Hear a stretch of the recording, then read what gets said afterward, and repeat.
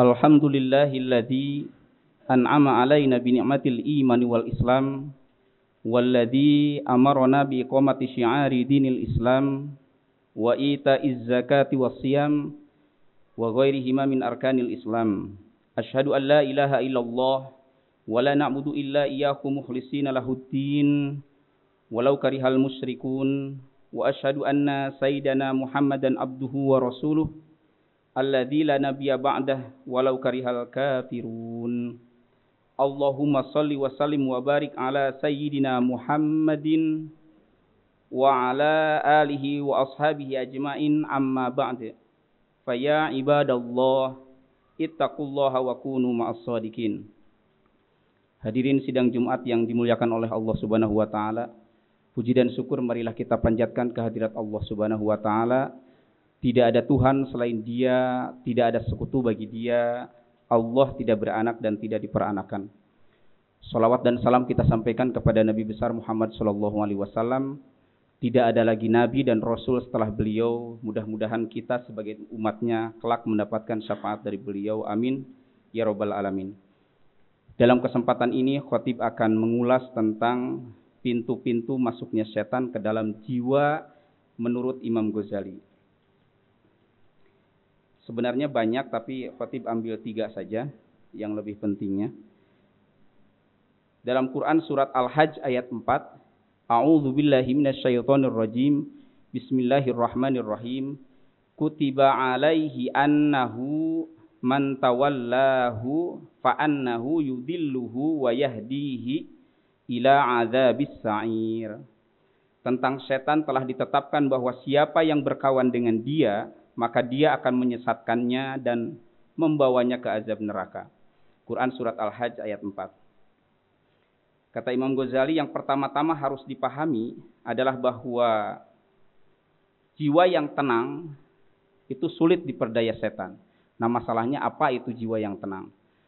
Nah, definisi wali itu kan, wali ya, kekasih Allah itu adalah orang yang tidak takut kepada siapapun, Pak, termasuk kepada malaikat. Itu para sahabat yang 4 misalkan ya. Sayyidina Ali pernah mencoba, aku pengen sekali ya Allah lihat Sayyidina Umar ketika meninggal itu gimana di alam kuburnya itu. Itu kan gagah gitu.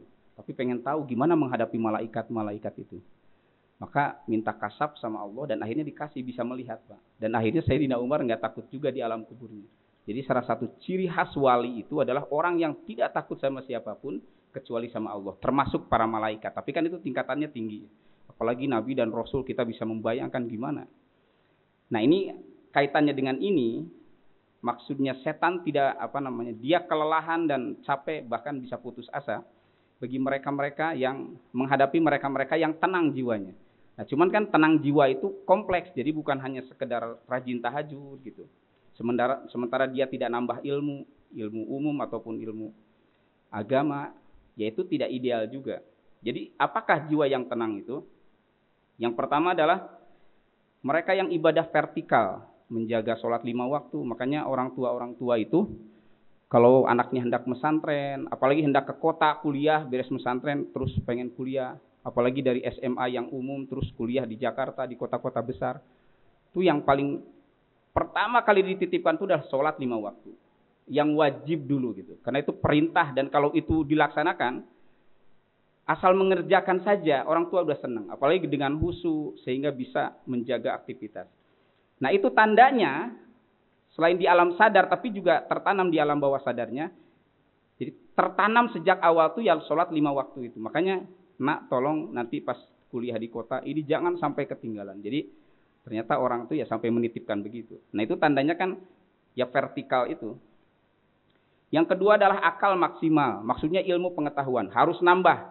Kata Imam Ghazali kan ilmu kebagi 2. Yang terkoneksi sama akhirat secara langsung dan tanpa syarat itu adalah yang syar'i. Ilmu tentang wajib dibagi Rasul berapa, wajib bagi Allah berapa, yang mustahil di Allah di Rasul berapa, terus ilmu-ilmu tentang syariat.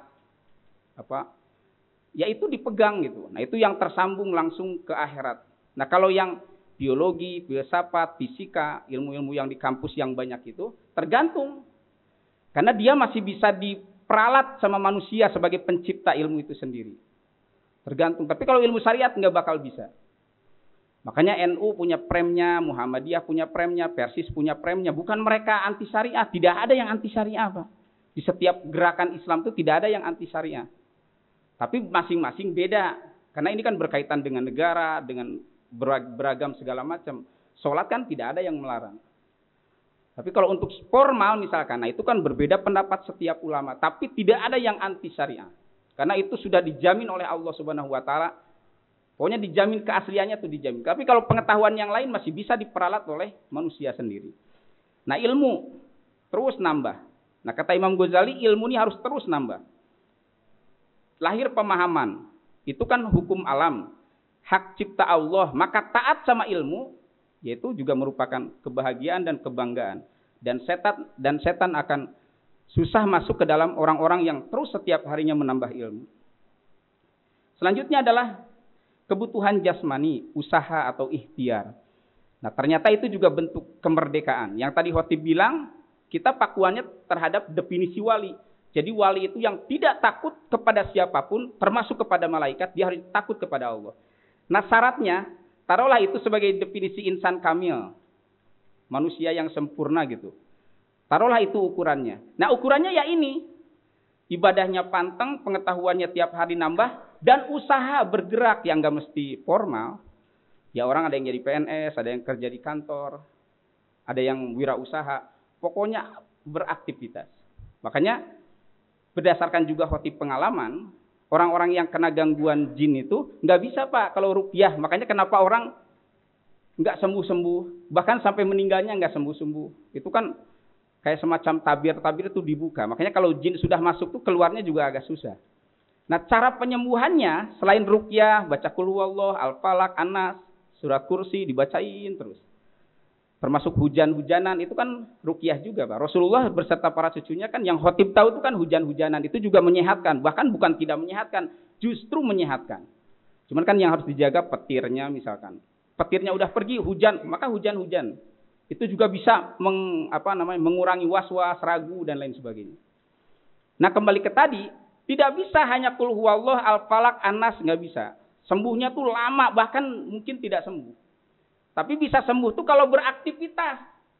Karena itu menandakan manusia ideal tuh ya beraktivitas. Jadi setan sama jin tuh takut banget kepada mereka yang beraktivitas. Jadi jiwa tuh ya merdeka dengan beraktivitas. Jadi tidak jenuh. Nah itu silahkan dicoba. Jadi pakai qul huwallah, al-falaq, an-nas. Tapi selain itu dia harus kerja. Nggak mesti formal. Ya pokoknya wirausaha. Mengisi waktu. Yakin itu dalam tempo singkat dia akan terbebas dari gangguan. Nah, menurut Imam Ghazali, pintu-pintu besar untuk masuknya setan yang pertama, marah dan syahwat. Rasulullah bersabda, kalau engkau marah, berdiri maka duduklah. Itu akan terkurangi marahnya. Kalau masih juga marah, maka berbaringlah. Makanya tanya kepada mereka yang sempat mengalami gangguan itu, ya berbaring.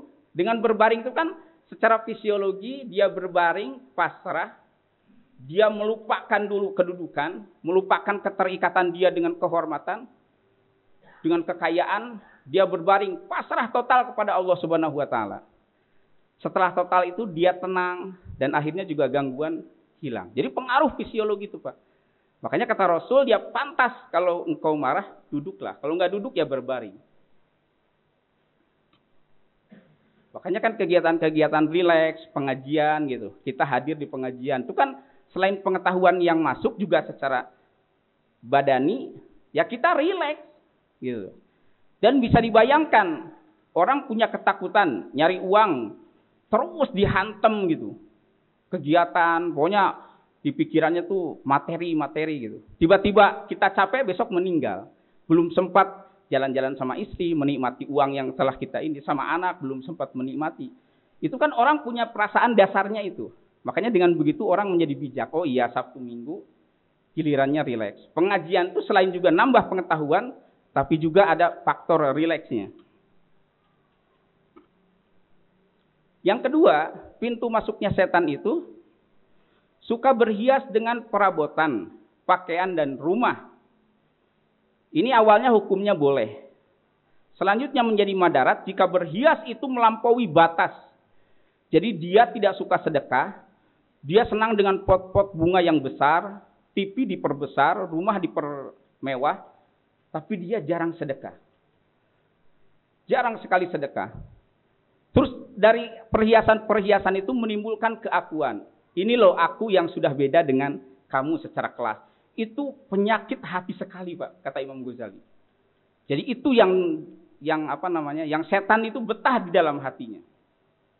Tapi kalau berhiasnya itu menimbulkan semangat hidup, sama istri makin mesra, sama anak juga yang tadinya agak kasar, tapi karena pengaruh bunga-bunga yang kita lihat, ruangan yang dicat sedemikian indah sehingga kita lembut sama anak.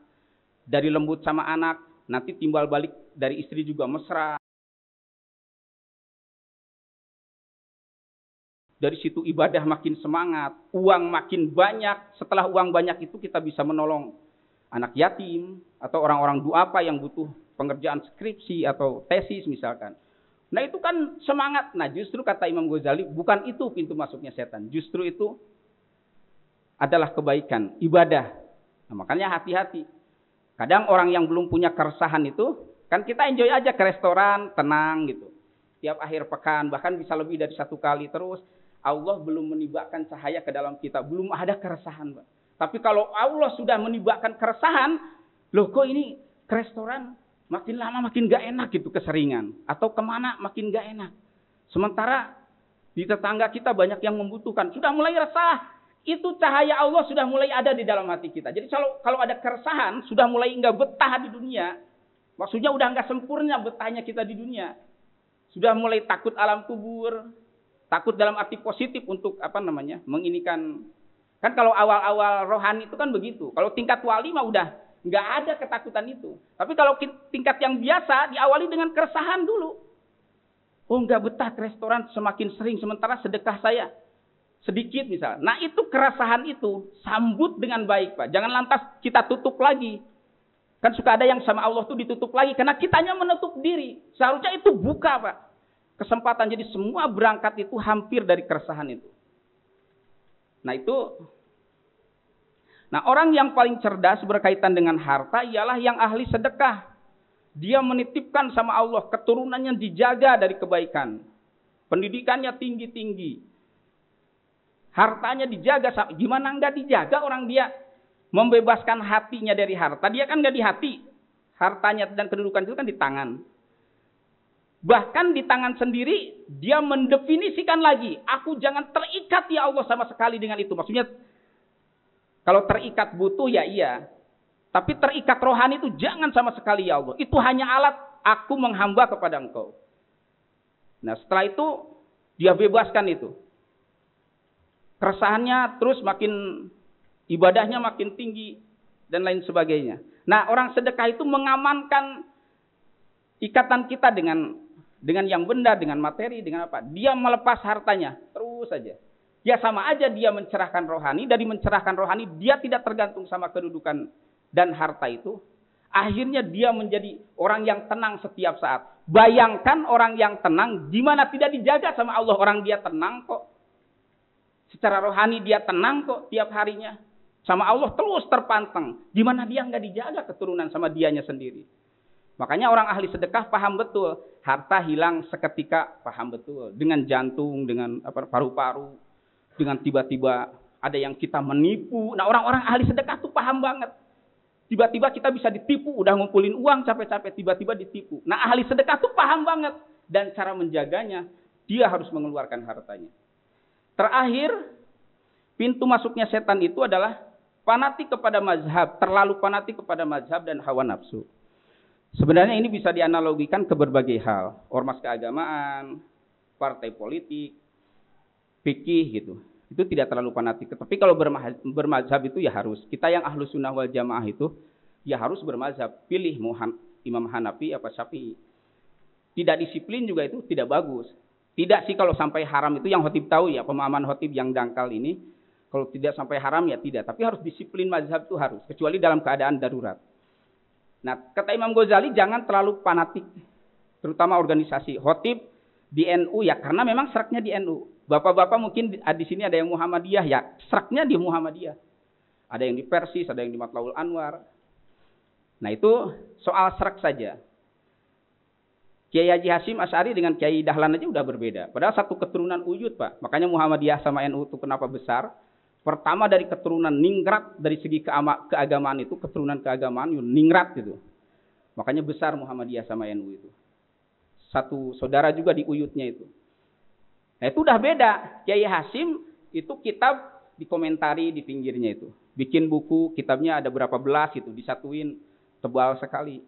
Nah kalau Kiai Haji Ahmad Dahlan, kalau habis ngaji tafsir ya udah langsung bikin gerakan kesehatan, bikin posko kesehatan, bikin pokoknya kalau ada bencana di mana, bikin sekolah segala macam. Dari karakter aja udah beda. Makanya kalau kampus ya Muhammadiyah jagonya. Orang NU nggak bisa jago bikin kampus. Kalau di NU tuh ngaji kitab sampai teliti per kata gitu. Nah itu kesarjanaan tulisan nah di NU. Tapi kalau Muhammadiyah tuh dari kitab-kitab itu diambil poin-poinnya, disimpelkan karena dia juga mau fokus ke manajemen, di manajemen. Kita untung punya Muhammadiyah yang menggarap mapan di Indonesia itu, masyarakat kemapanan yang menggarapnya ya Muhammadiyah. NU itu yang hampir musyrik, yang di sawah-sawah, yang ustad-ustadnya itu kadang cuman pas fitrah Ramadan baru dapat dia upah. Itu nggak bakal sanggup, Pak. Orang-orang yang kelompok Islamnya yang profesional nggak bakal sanggup. Yang sanggup tuh NU. Jadi kita sudah disetting sama Allah memang menggarap masing-masing, Pak. Jadi ini pesan Imam Ghazali, jangan terlalu fanatik. Kita saling paham. Atau ada lagi kelompok Ikhwanul Muslimin misalkan. Kita garap, orang lain saja nggak bakal sanggup. Allah sudah menyetingnya kepada kita supaya umat Islam tergarap dengan bagus ya dengan berbeda-beda itulah. Itulah yang dapat khotib sampaikan. Mudah-mudahan memberi pencerahan bagi khotib, bagi kita semua. Sehingga hari demi hari dari kehidupan kita semakin baik, semakin takut kepada Allah, semakin terikat kepada Allah, dan semakin berharap kepada Allah. Amin. Ya Rabbal Alamin. Barakallahu fi kasbina wa sa'ina innahu huwal ghafurur rahim.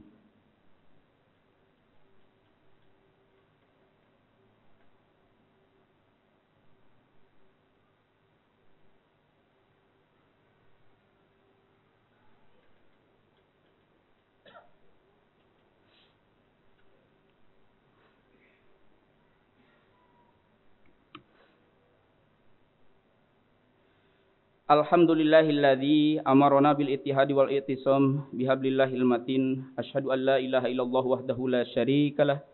Iyyahu na'budu wa iyyahu nasta'in. Wa asyhadu anna Muhammadan abduhu wa rasuluh. Al-mab'utsu rahmatan lil alamin, amma ba'd. Fa ya ayyuhal muslimun ittaqullaha haqqa tuqatih wa la tamutunna illa wa antum muslimun.